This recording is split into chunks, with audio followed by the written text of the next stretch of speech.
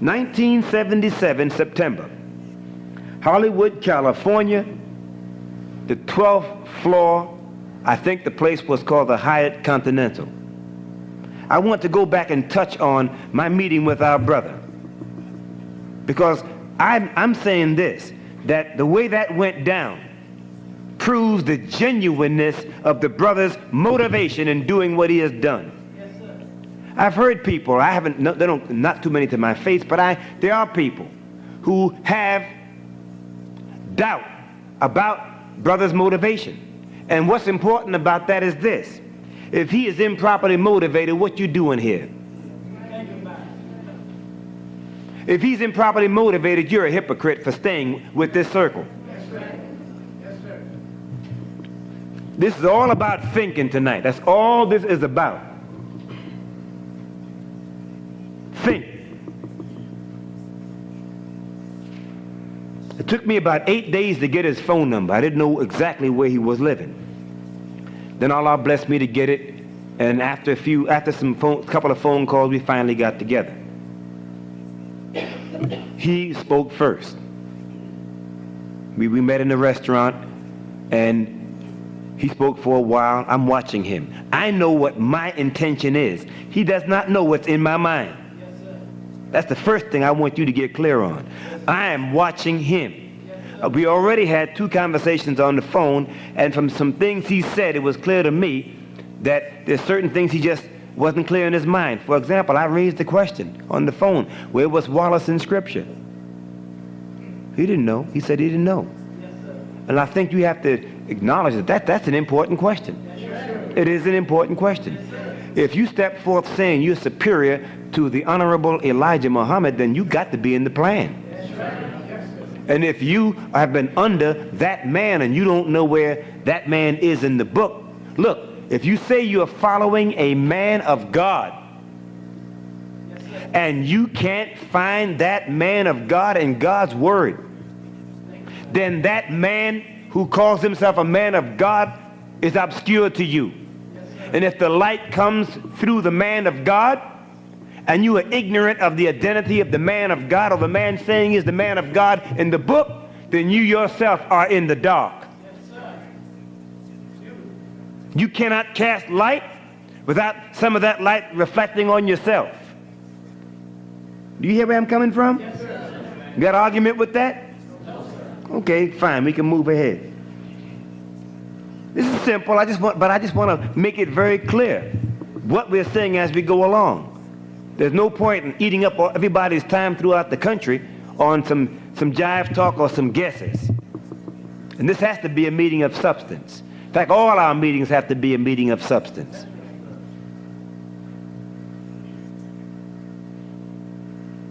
I don't mean to sound contentious, and I'm not, but I do know that we're not supporting our brother like we should.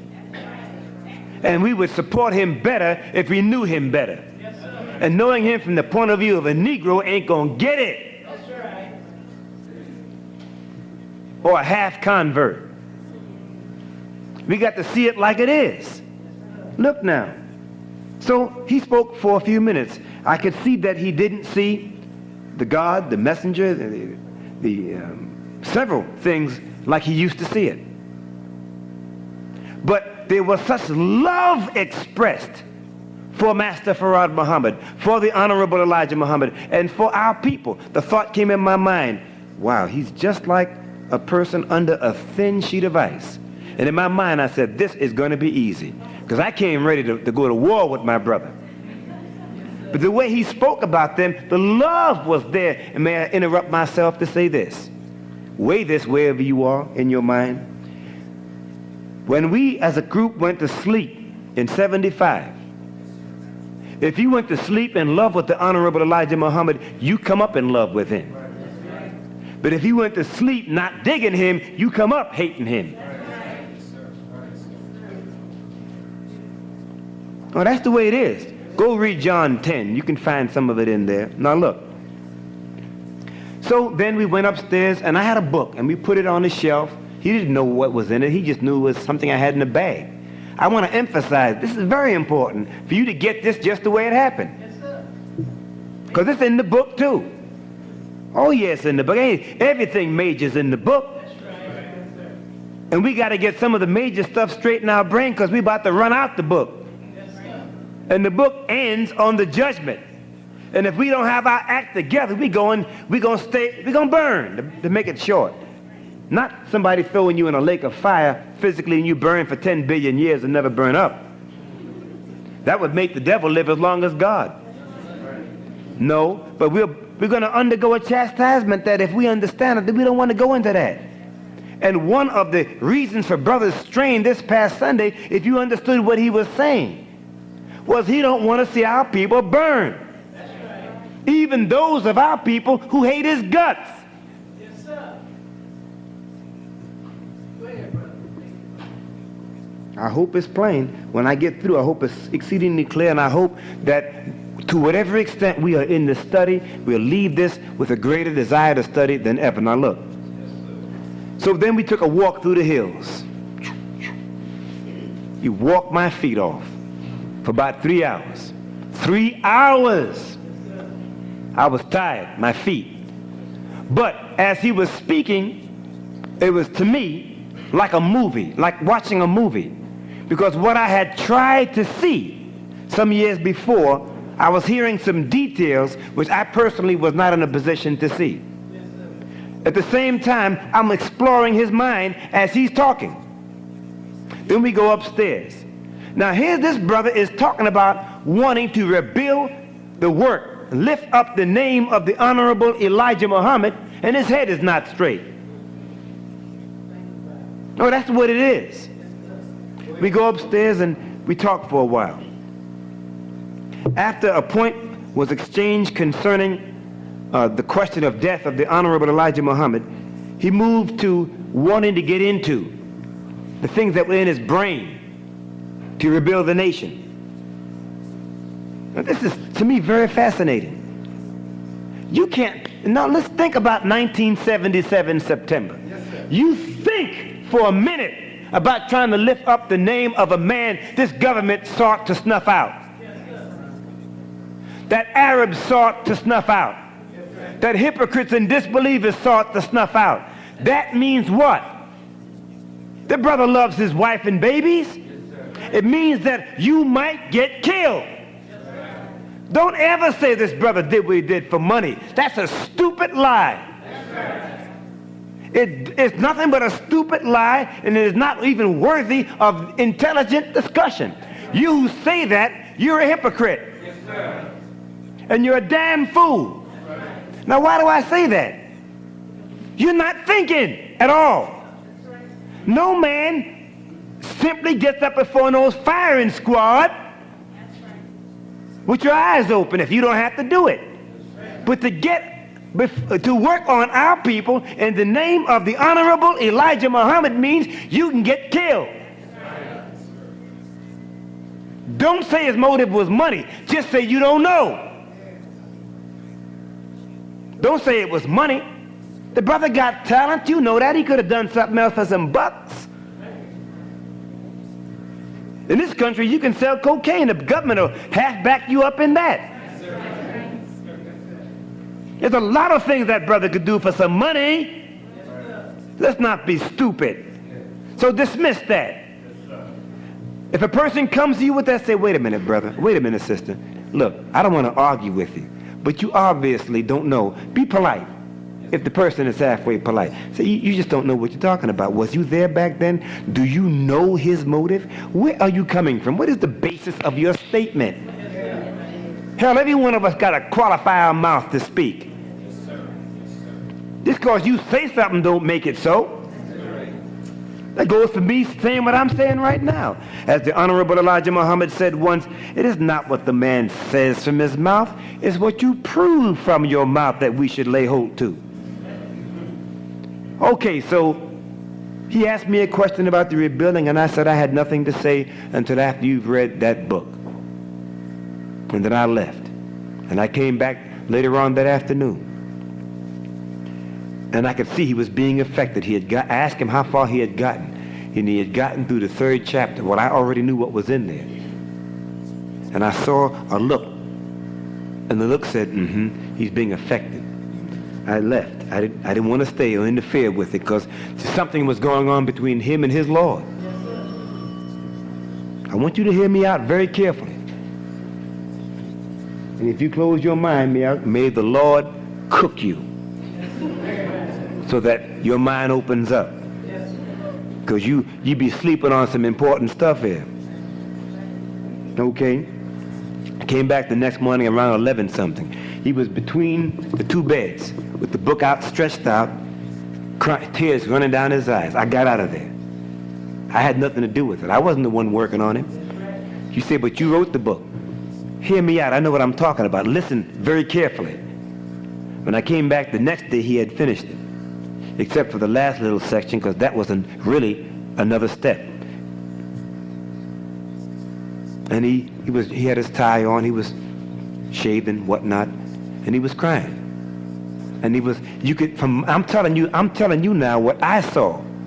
You was not there. God was there. His apostle was there, and I was there. I was witnessing the resurrection of the dead. That's what I was looking at. I was aware of the magnitude of what was going down up to a certain point, up to my capacity for sight at that time. He squeezed me so hard he hurt my rib on my right side. And he had a very pained expression on his face.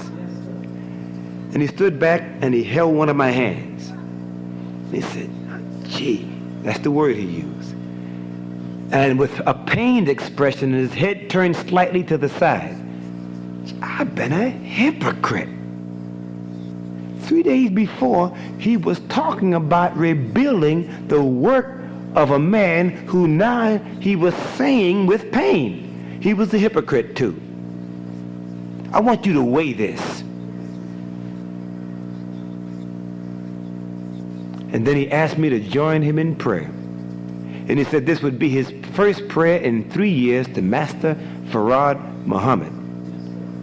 Not Allah spook, but Allah man. Yes, not Allah who can't answer, but Allah who can answer.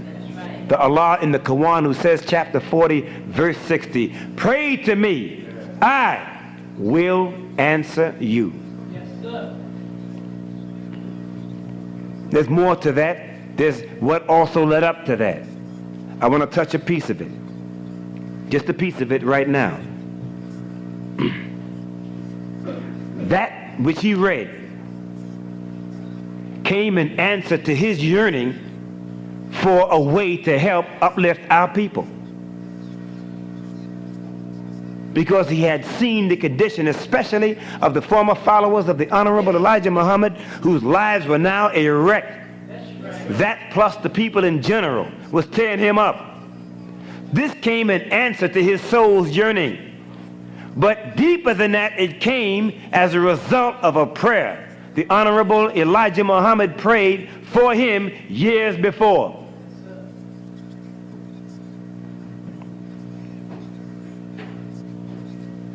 In 1968, in front of other people, the Honorable Elijah Muhammad told our brother that he had been waiting on him for 38 years.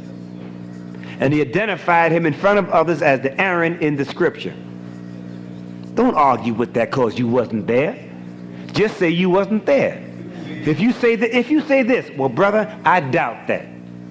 I want to be convinced. Fine. But don't say it didn't happen because you wasn't there. There's a city called Phoenix, Arizona. It don't exist because you say it exists. It ain't got nothing to do with you. You follow what I'm saying? Yes, sir. Okay. Now, just as God provided Aaron from his strength, Brother Farrakhan was provided from the strength of God. Listen to me carefully. Moses asked for Aaron out of a sense of his own inadequacy. But did God provide Aaron out of his own inadequacy? No. The God chose his man and even got irritated, according to the Bible, over his man Moses expressing his inadequacy. He said, look, who made your mouth? As if to say, look, I know what I'm doing. I'm God. I got brains. I want to get the people up. Look, Moses, I wouldn't pick somebody that couldn't communicate my message clearly. I'm not stupid. Moses spoke to God out of this is the beginning of his mission. He ain't got it together yet. So out of his sense of weakness, he expresses help. But I ask you again, did God give Moses, Aaron, out of his weakness? No, out of the strength of his own foresight and out of his knowledge that one day Moses would have to come back to him for the next lesson. So what are the people going to do while Moses is gone?